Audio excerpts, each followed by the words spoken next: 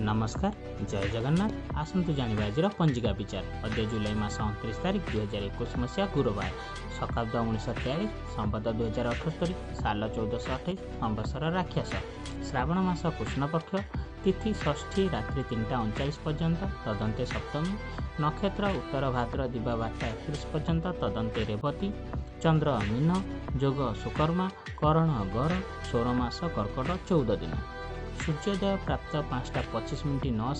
सूर्यास्त संध्या 6:21 जोगिनी पश्चिमे रात्रि 3:39 पर्यंत तदंते वायव्ये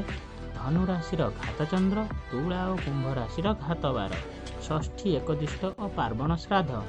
काल बेल और बार बेल दिवा 3:05 गते 6:20 मध्य विशुद्ध अमृत बेला दिवा 1:32 गते 3:05 मध्य और रात्रि 7:10 गते और 9:36 मध्य विशुद्ध महेंद्र बेला दिवा 7:02 मध्य और 10:14 गते 12:38 मध्य अद्य निम्ब रात्रि 3:39 गते ताल भक्षण निषेध भलरे थांतु आपण माने समस्ते जय जगन्नाथ।